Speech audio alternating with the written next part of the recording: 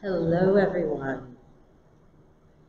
Welcome back to our now regular Thursday wine meditation. Thank you so much for joining me again today. As most of you know, I really love to travel around the country and host wine dinners and meet club members and meet our fans, and I'm really missing that. And so this is a really good substitute to be able to just be connected to the public. And I think part of my job is to understand how our consumers feel about our wines. And so I really love sort of the interactive nature of what we do here. So these are pretty challenging times. I hope you're all staying safe and that your families are healthy. But for the next 30 minutes, we're going to do a short wine meditation and forget about all our troubles. So we'll keep the usual structure, focus on the wines that we're going to taste first, and then we'll open up the floor for general questions at the very end. So we've got some really fun wines today. So it's summer, and it's warm in so many parts of the country right now. We had a beautiful sort of 83-degree day here. So we're going to start with rosé. And this is a really special rosé here for Chimney Rock because our Rose of Cabernet Franc is something we've been doing since the 90s. So before rosé became the trend that it is, we'd been doing a dry rosé, and it was something that was really important to us. We only make a small amount of it, anywhere from 200 to 300 cases, and we only sell it here. But it's become, I think, a very beloved wine here at Chimney Rock because we have we have our own, sort of twist on rosé. So I'm going to talk a little bit about how rosé can be made and how we make this one. So there's two ways you can make rosé. You can take red grapes and use them for red wine production. So you would crush it into a tank. And then the next day, you go in and you drain a little bit of juice while it's gotten a little bit of color. And that's called the saigner method. So it's like to bleed. Saigner is the word to bleed in French. And then you ferment it, and you've made rosé, that's pink wine. There's another way of making rosé, which is sort of the more traditional, which is to take grapes that will only be used for the production of rosé. And that's how the Rose of Cabernet Franc is made. So the grapes are hand harvested at night. We come here early in the morning. We destem the grapes, and then we put them into a big cylindrical press. And so I'll comment a little bit on our style of rosé. Just looking at the glass, it's a little darker than the traditional rosé. So we really wanted to have something that was robust and almost a rosé that can take you from summer into fall, and even something you could have in the winter. And I'll tell you some of my favorite pairings for this wine. But so what we do is we put it in the press, and we take that press and we rotate it for usually about 3 hours. And then we pull a sample from the press, and I look at the color, and I'm looking for, this is the ruby red, that's what I'm aiming for. So we look at the color, taste it, and traditionally, I then let it sit in that press for 24 hours. We come in the next day, and I pull a sample, look at the color again, taste it, and if I think it's got enough color, we'll start pressing the grapes. If I want a little bit more color, then we'll rotate that press for another couple of hours to get more skin contact with the juice. Once it's at that perfect color that we kind of know and look for, then we run the press, squeeze very gently. The juice goes first into a tank, and we settle that overnight. And then that gets moved into neutral barrels, so used barrels, because we don't want the oak impact here. We just want it as an aging vessel. So 5-year-old barrels really want to showcase kind of the beautiful fruit that this wine has. And then it goes to age for about 6 months before we bottle it. So typically, we bottle the rosé the year after it came in. So the 19 is what we're trying, a Rose of Cabernet Franc. Why Cab Franc, you ask? Well, it's interesting. Cab Franc is a wine that's been maligned a little bit for being maybe a little bit herbal and green and I personally love Cab Franc. I think it's an amazing variety. I think it has a lot to say. But as a rosé, it's fascinating because you really see none of that herbal. So we're going to smell this. This wine to me is like a bright bowl of cherries. I mean, it is like summer, you know, it's fresh fruit. It has a little bit of like hints of apricot, a little bit of floral, and I always get just a hint, and maybe this is the Cab Franc note, just a hint of like a white pepper in there as well. Now, this is a full-bodied rosé. It's, you know, it's got, because as you sit on the skins, you don't just pull color, you pull a little bit of structure from the skins as well. And so that's what I think makes this wine sort of magnificent as a pairing wine, because it's a little bit more robust. And so it can lend itself, you know, you sort of think of rosé, or a typical French Provence rosé is very pale color, very light. It's something you sit by the pool. This really, like, is something you can take to a serious meal. So I'm going to tell you what my favorite ideas for this wine are. But let's taste a little.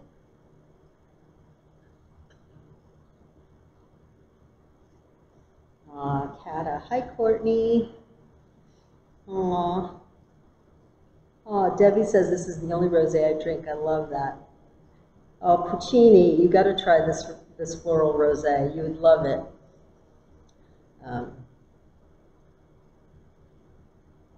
I love the 19 vintage. So talk a little bit about the vintage of the wine. 18 and 19 are two very cool years compared to prior years. And what I love about that for rosé is it really has a bright acidity in the finish. So it's full and rich, and it has this just really light lift at the very end. Mine's a little too cold. Never serve your rosé too cold because you lose some of the beautiful aromatics. So, you know, if you've had it in the fridge like all night, let it sit out for like an hour before you actually taste it, because you'll kind of raise the aromatic profile a little bit. Anyway, that's just it. It's a bright bowl of cherries to me, and I love the little bit of apricot that you get in there. So talk about pairing on this. Although I think this is a great summer rosé, and you guys know we make the Elevage rosé, which is a lighter style rosé. I love this as a holiday wine.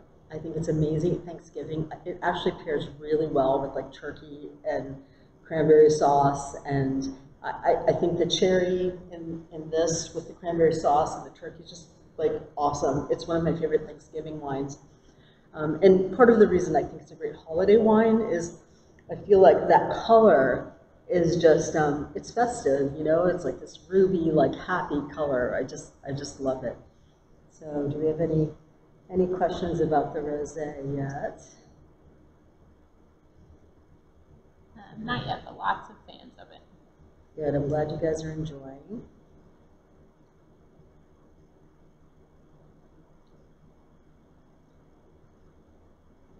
Anyway, I really think rosé has had a little bit of a misperception in general. I think people sometimes think that rosé has to be sweet or somehow is not a serious wine.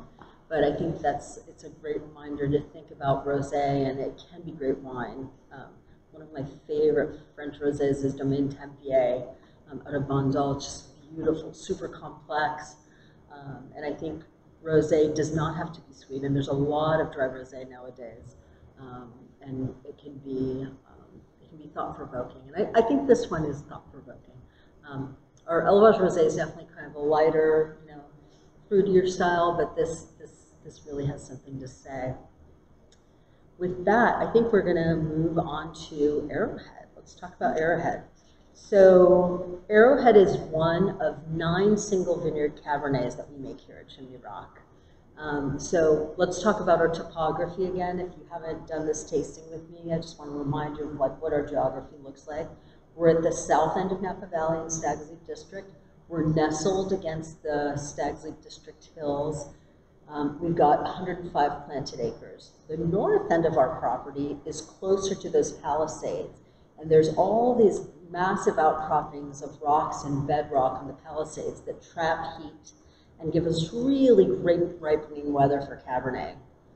As you go south, it gets a little cooler, more influences from the San Pablo Bay, a little bit more maybe dried herb characters, not as jammy. So what we have to work with here at Chimney Rock is a diversity of personalities of Cabernet. And that's been one of the most magnificent things about making Cabernet here, is I have all of these blocks that tell a slightly different tale of Cabernet. And they really are incredibly unique. So Arrowhead was named in honor of the Wapo Indians. So it's on a hill, a sort of light hill at the south end of the estate. The Wapo Indians used to hunt from the hills above, and we actually found some artifacts on the property, including an arrowhead, when the property was developed. So we thought it was karmically important to name a couple of wines in their honor. And so we have our Arrowhead Vineyard and our Tomahawk Vineyard. Now, Arrowhead is just kind of a stone throw away from Tomahawk, and this is what's remarkable to me about this vineyard. My nickname for it is, this is Tomahawk's delicate sister. So Tomahawk single vineyard is kind of a robust, rustic power cab.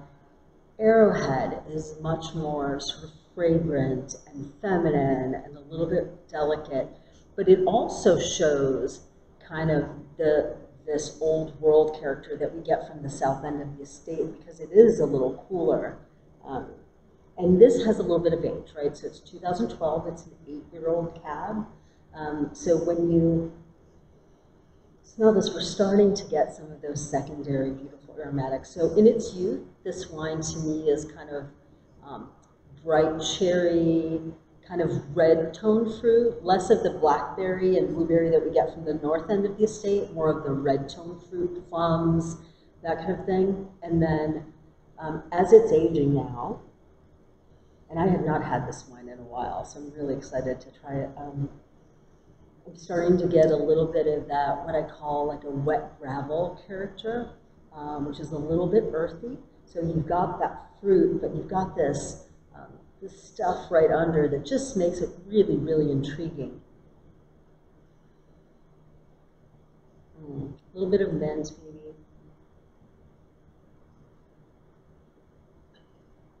And on the palate, this one's velvet to me. You know, Tomahawk, if you were to taste the 12 Tomahawk, it would still be kind of, you know, structured. This is like just super silky. And those wines are like that from their inception. And it's remarkable how close they are. And Tomahawk has probably rockier soils, so it stresses the vines a little bit more. And you get more concentration, more power. This block is not quite as, there's definitely no rock, it's more loam soils. And so, and it's interesting, Tomahawk has a little bit of the same clone. This is clone 169, and they perform completely different because of the site. So what you're seeing here is really a difference in soil because they're on the cool side of the property. But it just shows how just walking a few feet, microclimates, you know, it really illustrates the fact that microclimates can really influence how these wines express themselves. And talking a little bit about, you know, winemaking and what we do to kind of showcase each of these special little vineyards. I think when you make wine, especially when you have a great piece of property in the Stags Leap District, a great piece of dirt, you don't tinker it with it too much. You work your butt off to farm it well, so that when you receive that fruit, there's not much you need to do with it. So we destem our grapes, they go into tank, we ferment. Fermentation takes about 14 days.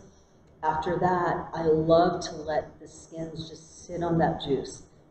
It's something we call extended maceration, so we extend the time that the juice is on the skins to get everything we can out of this beautiful fruit. Most of our wines stay on the skins for about 30, 35 days. And then we drain what's called the free run, which is kind of the first cut of the tank. And that free run now goes to age in barrel. Now here at Chimney Rock, all of our wines are free run only. So it's something that we do kind of in this quest for purity, of really expressing the terroir. of the vineyard. Now, once you drain that wine, you've got those skins still left in the tank. We take those skins, we press them, and most of our pressed wine goes into either secondary projects or we might, sell in the bulk market. But I think that's sort of a distinction about what we do. This is 100% Cabernet also, and I think it's incredibly supple. I don't know why I'm getting this sort of image of Audrey Hepburn, but I think of Audrey Hepburn when I think about Tomahawk, just this sort of ethereal Cabernet. And who thought Cabernet could be ethereal? But I do think this wine is. So I hope you're enjoying it. We didn't talk about vintage. 2012, lazy winemaker year. You guys have heard me use that expression before. Mother Nature just gifted us with amazing weather, great growing season, average rainfall, dry spring, dry summer, not too hot, not too many heat spikes, and it just gave us wines that were really greatly balanced, and so not too hot of a vintage, not too cool, just kind of middle of the road. So the wines are very supple, they're very balanced, really elegant. See, David's enjoying a 2012 Cab Franc. Oh, that's a good one. Love that. You have a 16 Arrowhead. How does it compare to what you're tasting today? So the 16 Arrowhead would probably show a little bit more tannin. This is probably a little bit more supple. But 16 was a really approachable vintage, and I actually think of 16 and 12 as parallel. So it's almost like you're drinking this wine in its youth. So who was that said that? Kelly, I would love to hear if you think that it's supple and pretty, because that's what I would expect. You're going to see a little bit more of that bright red fruit. That's a little bit more subdued since this is an 8-year-old cab. So yeah, we can start to take some questions and give you guys a little update on vineyards, because it's a really exciting time here at the winery. We just started going through veraison. So as the grapes develop, they're still hard berries, but just last week they started to show color. So they go from green to starting to develop anthocyanin in the skins. And this is a period that we watch really closely because it gives us an indication of the season. So veraison can go by in a flash, or it can be kind of drawn out. And we still are hard working in the vineyards because we may do another thinning pass. So we'll see how even veraison goes. So if the color changes fairly evenly across most of the plants, we're probably okay. Sometimes in some seasons we'll see things are lingering. Some are greener. So when the vine's about 95% colored, if we walk through and we see fully green clusters, we drop them. So busy time in the vineyard, still doing some canopy management. It looks like it's going to be an early harvest here for now. Things could change very quickly, but we're expecting more of a 17 than an 18 or 19 right now. So definitely a cooler vintage. Marisa wants to know if you have a guess for the first day of harvest. A guess for the first day of harvest. Oh, well, that's easy because I make the decisions, but no. Marisa, I think it could be a late August pick. I think Sauvignon Blanc, Sauvignon Gris could come in late August. It's been a while since I picked in August, so we'll see. Follow-up question, what's the first fruit that comes in for us? Is it Cab Franc before the Rosé of Cab Franc? Yeah, so the Rosé, it comes in at the same time. Okay. I pick it at the same time. I pick it for ripeness. So rosés, a lot of times people pick at really low bricks. That's not what we do. We pick it at the ripeness of a red wine. Again, we're kind of going for robust, and we want the tannins to be ripe because we give it skin contact. So we don't want it to get too tannic. If we picked it too green, then you get kind of angular rosé. You don't want that. Debbie's asking for a comparison of the 2011 Arrowhead to the 12. Oh, that's awesome that you're drinking that. Well, first of all, Debbie, that was the first vintage that we made that wine. So first vintage of Arrowhead Vineyard. 11 was a much cooler year. So I would say that 12 is a little bit more opulent and kind of generous. 11 is going to be a little bit shyer. It still had really nice fruit, and I remember well that that block in 11 was probably one of the ripest blocks that we had. It had that red cherry. So I would love to hear, Debbie, what you think if you love the wine, because I haven't tasted that in a while. So let me know. How long would you let the Arrowhead open up? So, you know, again, going on the theme that this wine is kind of an ethereal wine, I don't think this is a cab that you decant 5 hours before. You know, you might do that with Tomahawk or Ganymede or South Hill even, but Arrowhead it's a little bit more easygoing, a little bit more forgiving. The tannins are a little bit lighter, so I would say no more than an hour before you consume, and then kind of enjoy its development in glass. Do you start with the Rose of Cabernet Franc, Marisa? I don't start with the Rose of Cabernet Franc. Typically, we pick Merlot first, and then yes, we do the Rose of Cabernet Franc, but before, usually on the same day as I pick the Cabernet Franc for still wine, but we do the Rosé first because I want to get it into the press and cool. But Merlot precedes the Cabernet Franc usually for us. Mm-hmm. And a question from earlier in the tasting was, do you do one press load of rosé or multiples? Just one. We only made, by the way, 269 cases of this precious full rosé. So it's just one press load, and yeah, not a lot. And then other wines that people are drinking tonight, we've mentioned Cab Franc, and but I don't think we've mentioned the Petit Verdot is also. Oh, Petit Verdot, so the 17 Petit Verdot. Well, that is a brand new release, and I would love to hear what you think about it. I love the Petit Verdot. It is just kind of, it's probably the jammiest wine that we make here. It's very, very fruit forward, and that vintage, the 17, it's very like, it's like a golden retriever wine, just very, very jumping up on you and just really easygoing. I love the Petit Verdot, so I hope you're enjoying that. I look forward to hearing what you think. Hello, Don Skinner in Fort Worth. How's that 12 Cab Franc? I'd love to hear that. So Arrowhead, I want to tell you guys a little bit more about that vineyard, and there's something that I would love to have a toast with you all tonight. So Arrowhead was a vineyard that was developed by the Trulato family. So half of the property was planted when they became investors in the property. They pulled out the last 9 holes of the golf course and planted the south end of the property. And Arrowhead is one of those blocks. So this block is a now 18-year-old block, and in planning those vineyards, the Trulatos and Tony Trulato, the patriarch of the family, was very involved in business and all of the decisions. They really made an investment in doing everything right from step one. And I have to say, the vines that were planted in that period, they delivered great fruit sooner than many vineyards that I've seen developed.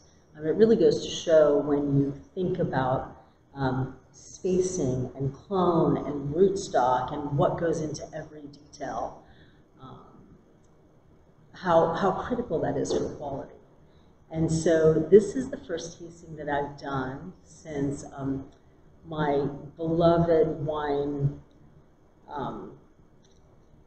mentor and a legend in the wine industry, Tony Trulato, passed away very recently, so June 29th, and I want to raise a glass to him.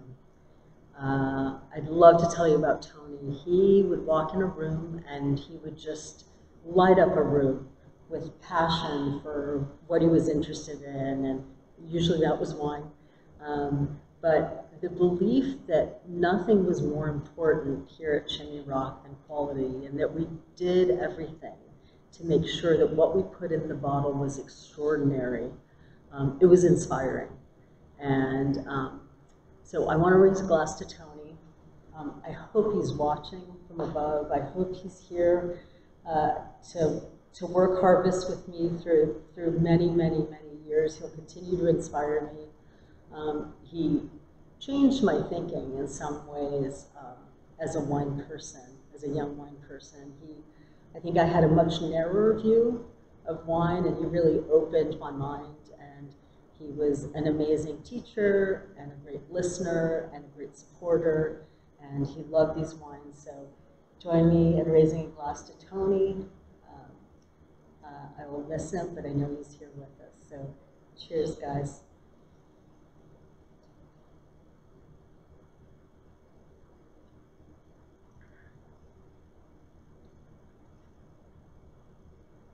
All right. Any more questions? David got back to you and said the Petit Verdot is fantastic and that you sold it to him on the previous tasting, and they were so glad that they tried some. Well, thanks for all the toast for Tony. Hi, Adam Dalva. How are you? Adam's in Florida. 2011 was very nice. Low 10 is a little earthy. Cheers to Tony. Yeah, I would expect a little earthy from 11, and I think that's typical of a cooler year. So that sort of makes sense to me, Debbie. It's great. We probably have time for one more question, and then we'll remind folks when they can see us next. Okay, you'll have to tell me. No. Yes, in the meantime, they can see us next in 2 weeks, so on July 30th, and it's at 5 p.m. Okay, so our next tasting is July 30th at 5 p.m. Thank you, Hannah. I can't remember dates. And we're tasting the Sauvignon Gris. Sauv Gris, and we're doing a sneak peek of Omega Point. So we're going to be doing in our next tasting, you should not miss this one, the 2019 Sauvignon Gris, which is one of my favorite whites we've ever made, seriously. And the Omega Point, which is what I consider our unicorn wine. It's a couple of barrels of some of the best juice every year. It's meant to be a showstopper. If you didn't get the 16, get a bottle. It's worth it. It's beautiful. I just tasted it. So I hope you'll join us for the next one. With that, cheers. Thanks for joining us. See you next time.